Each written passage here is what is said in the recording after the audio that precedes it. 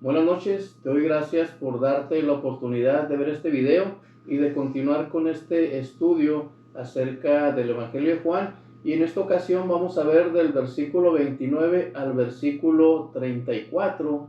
Recordemos que en el video pasado vimos que Juan estaba bautizando en el río Jordán y que venía mucha gente a él. Y vemos que en este versículo 29 aparece en escena, en este libro, por primera vez aparece Jesús. Vamos pues a estudiar este evangelio y comenzamos con este versículo 29 que dice que al siguiente día vio Juan a Jesús que venía a él y dijo: He aquí el Cordero de Dios que quita el pecado del mundo. Fíjate que al siguiente día dice la Biblia que Jesús va al río Jordán donde Juan estaba bautizando. Juan lo mira a Jesús y le dice: He aquí el Cordero de Dios que quita el pecado del mundo. Si tú eres cristiano, sabes perfectamente a qué se refiere esta frase o el decir que Jesús es el Cordero de Dios. Pero si no eres cristiano, si no tienes mucho contacto con estas cosas de la Biblia, te voy a explicar por qué a Jesús se le llama Cordero. En el Antiguo Testamento, fíjate que Dios había ordenado que si una persona o el mismo sacerdote cometiera algún pecado, traerían al templo un cordero de un año sin defecto y sin ningún tipo de mancha en su pelaje, y que este cordero sería sacrificado en el templo para cubrir los pecados de la persona que los hubiera cometido. Cuando una persona era pobre, se le decía, y no podía traer un cordero, se le decía que podría traer 2 palominos en lugar de este cordero, pero lo preferencial o lo esperable era que fuera un cordero. Sin embargo, para las personas más pobres, pues se les daba esta opción de que fueran un par de palomas. Entonces, por medio de este sacrificio de estos corderos que los judíos llevaban para perdón de sus pecados, estos corderos no podían perdonar los pecados de las personas y solamente podrían cubrirlos, es decir, quitarlos a la vista de los ojos de Dios. Te decía en videos pasados que era como poner la basura debajo de la alfombra. La basura seguía ahí, pero estaba oculta a los ojos de Dios. Esto es lo que hacían los animales que eran sacrificados. Cubrían el pecado a los ojos de Dios, pero no lo quitaban. Es por eso que solamente decía que estos sacrificios expiaban los pecados y que la palabra expiar significa simplemente cubrir. Entonces, cuando Juan ve a Jesús y dice: este es el Cordero de Dios que quita el pecado del mundo, está diciendo que este Jesús, que no tiene pecado, va a ser el sacrificio por el cual con su muerte en la cruz todas las personas que crean en él van a ser perdonadas de sus pecados. Esto es lo que significa cuando Juan dice que Jesús es el Cordero.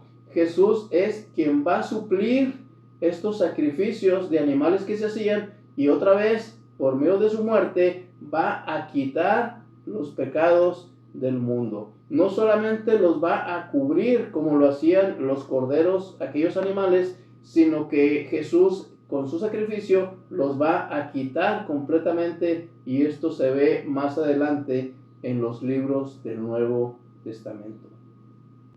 Dice el versículo 30, dice: este es aquel de quien yo dije: después de mí viene un varón, el cual es antes de mí, porque era primero que yo. Fíjate que Juan dice exactamente lo mismo que ha venido diciendo anteriormente, que Jesús, aunque viene después de él, es antes de él. Dice Juan: este es antes de mí porque era primero que yo.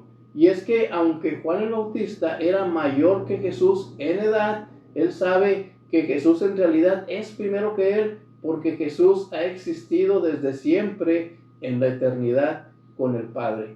Como diría el Evangelio de Juan al principio, que este verbo estaba con Dios y que en el mundo estaba y que el mundo por él fue hecho, pero el mundo no le conoció. Dice Juan, este Jesús, de quien yo dije, después de mí viene un varón, el cual es antes de mí, porque era primero que yo. Es decir, Jesús ha existido con el Padre desde mucho antes de la fundación del mundo, desde la eternidad. Es por eso que Jesús es antes que Juan, porque era primero que él.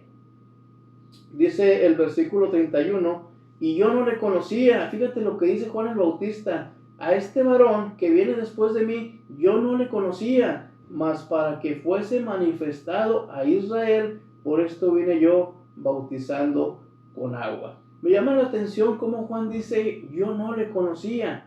Y fíjate que no significa que Juan no conociera a Jesús, ya que Juan y Jesús eran primos. Entonces Juan conocía a Jesús. Según Lucas 1:36, que dice, y he aquí, tu parienta Elizabeth también ha concebido hijo en su vejez. En este libro de Lucas, en el capítulo 1, nos dice que un ángel apareció a María, y en el versículo 33, este ángel le dice a María, y he aquí, tu prima Elizabeth también ha concebido hijo en su vejez. Es decir, que Juan y Jesús, según la Biblia, eran parientes, pero eran parientes y Juan dice, yo no le conocía. Y fíjate que la clave está en que cómo no le va a conocer si eran parientes. Bueno, cuando dice Juan, yo no le conocía, está diciendo, yo no le conocía como el Mesías, ¿sí? Yo no sabía que este Jesús iba a ser el Mesías, iba a ser el Salvador del mundo, iba a ser el Hijo de Dios. Dice Juan, yo no le conocía de esta forma. Es decir, lo conozco como hombre, lo conozco como familiar, pero como Hijo de Dios o como el Salvador del mundo, yo no le conocía. Es por eso que en este versículo 31, Juan dice, yo no le conocía, mas para que fuese manifestado a Israel, por esto vine yo bautizando con agua.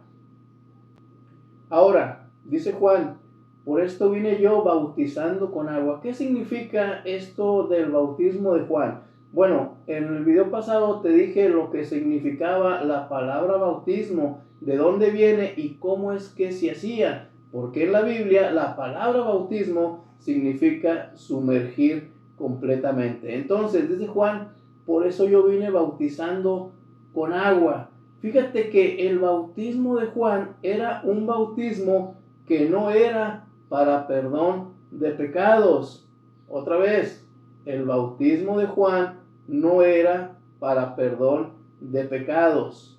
Fíjate que el bautismo de Juan era algo que no se había hecho antes en Israel. Bautizar en un río, sumergir a la gente en agua completamente, era algo que en Israel no se hacía. Y Juan venía haciéndolo. Pero otra vez, este bautismo no era para perdón de pecados. Entonces, ¿para qué era el bautismo que Juan el Bautista realizaba? Este bautismo era una especie de símbolo para que las personas hicieran un cambio en su vida. Era un símbolo de un cambio de vida. Era un símbolo de ya no voy a cometer más los pecados que he cometido. Ahora, los pecados ahí permanecían en las personas. El bautismo no los quitaba, pero era como un simbolismo de que la persona ya no los iba a cometer más. ¿Por qué? Porque se estaba preparando para la venida del Mesías. El bautismo de Juan era una preparación espiritual para cuando viniera Jesús. Los pecados seguían ahí, pero la persona hacía como un compromiso de arrepentimiento y de ya no volver a cometerlos. Otra vez, los pecados pasados permanecían, pero la persona hacía un compromiso de no volverlos a cometer. Otra vez, este bautismo de Juan era una preparación para que la gente estuviera dispuesta en su mentalidad y en un cambio de mente para la venida de Jesús. Ya lo vimos anteriormente, cuando se nos habla acerca de Juan, que es el que vino para preparar el camino para la llegada de Jesús. Dice el versículo 31, también dio Juan testimonio diciendo, vi al Espíritu que descendía del cielo como paloma y permaneció sobre él. Aquí tenemos la manifestación del Espíritu Santo. No es que el Espíritu Santo se haya convertido en paloma de carne y hueso, sino que descendió como paloma. Dice el libro de Mateo capítulo 3 versículo 16 que después de que Jesús fue bautizado, subió del agua y he aquí los cielos fueron abiertos y vio al Espíritu de Dios que descendió como paloma.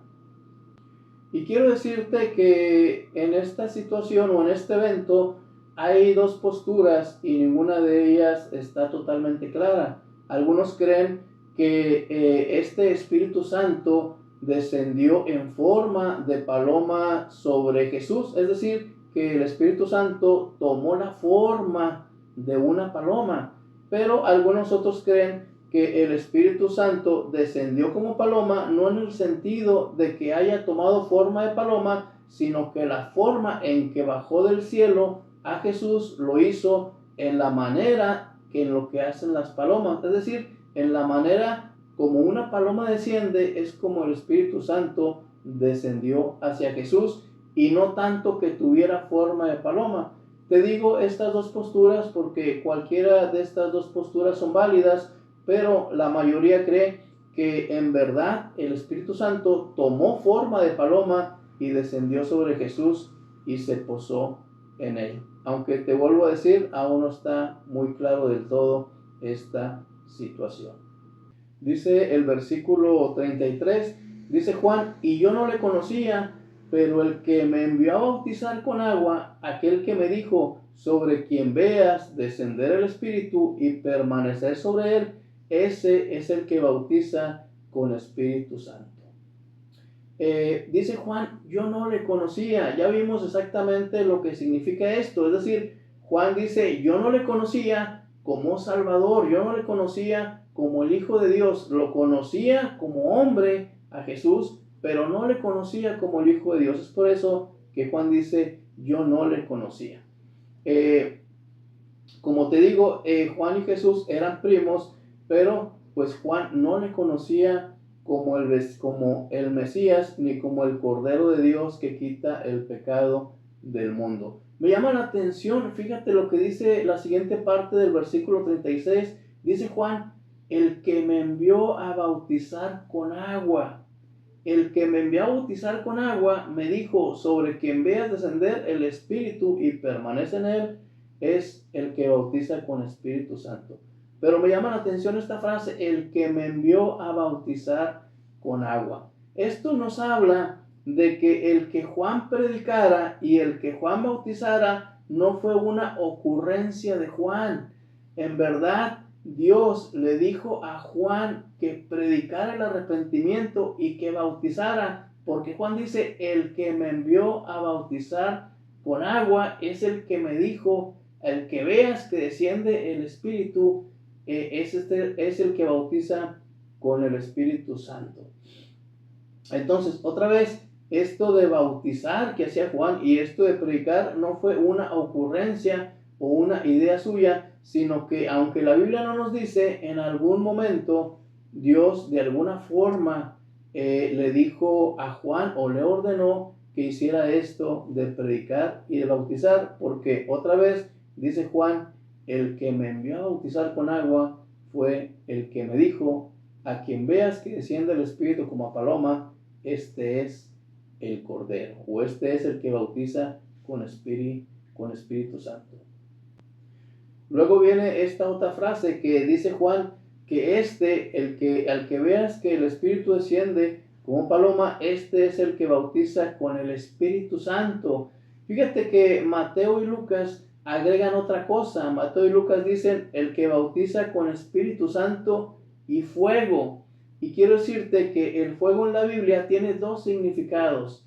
En primer lugar, el fuego significa la purificación, significa la limpieza total, significa quitar lo sucio, quitar lo inútil, quitar lo que no sirve y dejar solamente lo valioso. Entonces, el fuego, el primer significado es de purificación. Sin embargo, el fuego en la Biblia también tiene un significado de juicio. Dice Mateo 3:12 que su aventador está en su mano, hablando acerca de Jesús, que recogerá el trigo, pero que quemará la paja en fuego que nunca se apagará. Entonces, esto es lo que significa el fuego en la Biblia. Por un lado está la purificación, la pureza, el quitar lo inútil y solamente dejar lo puro, lo valioso. Pero por otro lado también significa el juicio, la separación y en muchas ocasiones también el castigo. Dice ya por último el versículo 34, y yo le vi y he dado testimonio de que este es hijo de Dios. En otras palabras, dice Juan, todo lo que te he dicho es algo que yo vi, no es algo que me hayan contado, sino esto es algo que yo vi con mis propios ojos. Hasta aquí dejamos el estudio de esta noche y te espero la próxima semana.